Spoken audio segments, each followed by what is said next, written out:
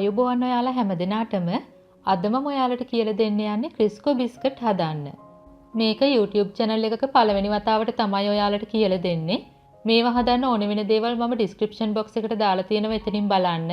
මගේ වීඩියෝ වලට ඔයාලා කැමති නම් මගේ YouTube channel එකටත් subscribe වෙන්න.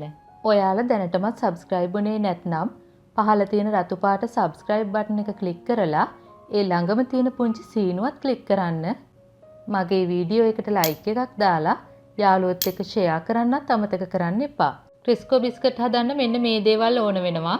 පාන් පිටි ග්‍රෑම් 150යි, මද උණුසුම් වතුර මිලිලීටර් 75යි, ඊස්ට් ග්‍රෑම් 4යි, බිස්කට් උඩ තවරන්න තෙල් මේස හැඳි 2කුයි වතුර මේස හැඳි 2කුයි එකට කවලම් කරලා ගන්න. තෙල් ග්‍රෑම් 20යි, ලුණු තේ හැඳි භාගයයි. මම දැන් මුලින්ම කරන්නේ වතුර ටිකට ඊස්ට් ටික එකතු කරනවා. දැන් ටිකක් කවලම් කරලා විනාඩි 5ක් විතර පිපෙන්න තියන්න. ඒ අතරදී මම භාජනයකට පාන් පිටි, ලුණු, තෙල් එකතු කරනවා. දැන් ටිකක් මේ වගේ කවලම් කරගන්න.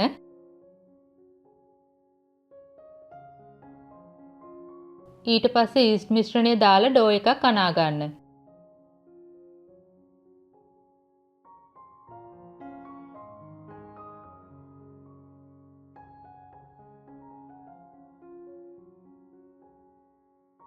දැන් ඩෝ එක හැදුනට පස්සේ මේ වගේ ටිකක් නීඩ් කරලා ඝන බෝලයක් හදා ගන්න.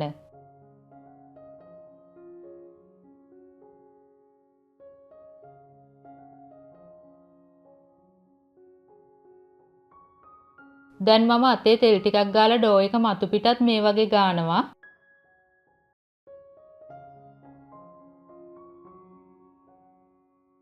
දැන් මම මේක තෙත කිචන් ටවල් එකකින් වහලා දෙගුණයක් වෙන්න තියෙනවා. මේ තියෙන අපේ පිටිමෝලිය. අද මම ගන්න මේ කටර් එක. දැන් මම ඩෝ එක හොඳට තුනී කර ගන්නවා. ඔයාලා නිතරම අනිත් පැත්තට හරව තුනී කර ගන්න. පුළුවන් තරම් තුනී කර ගන්න ඕන. ඔයාලා රවුම් කපා ගන්න කලින් ඩෝ එක අනිත් පැත්තට හරවන්න. එහෙම නැත්නම් රවුම් කැපුවට පස්සේ රවුම ඇකිලෙන්න පුළුවන්.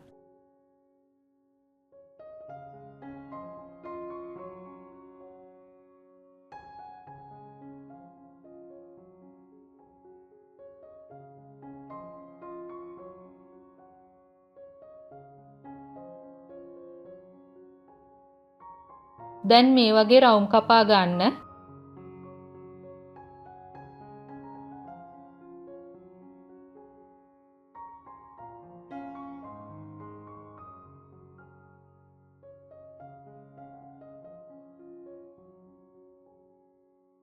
දැන් වැඩි පිටි ටික අයින් කරලා හදාගත්ත රවුම් ටික බේකින් ට්‍රේ එක උඩින් තියන්න.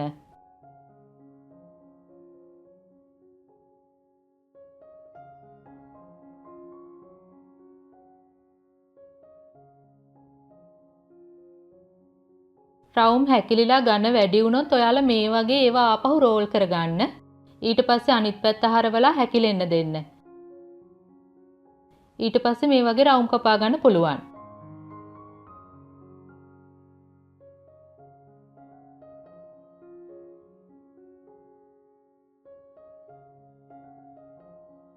දැන් මේ වගේ ලස්සනට හැඩය තියෙනවා හැකිලෙන්නේ නැහැ. ඔයාලා මේ රවුම් කපනකොට ඒව ගොඩාක් තුනී වෙන්න ඕන. දැන් මම කරන්නේ බිස්කට් වල මේ වගේ සිදුරු 6ක් විද ගන්නවා.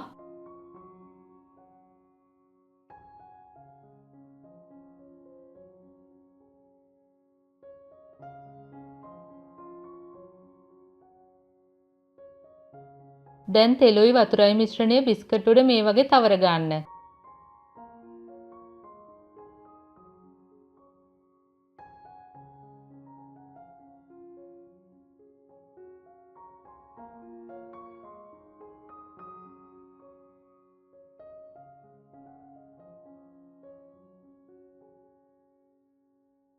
මම දැන් කරන්නේ ලුණු කුඩු ටිකක් බිස්කට් උඩ මේ වගේ ඉහ ගන්නවා. හොඳට ලුණු කුඩු ඉහින්න. ඒකෙන් තමයි ලුණු රස එන්නේ.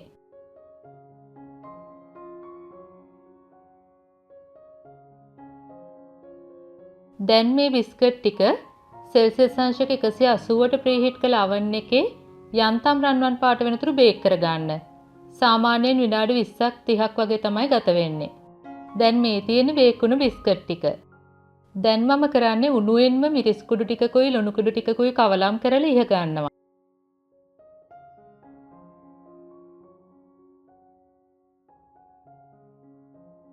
දැන් මේ වගේ කවලම් කරගන්න.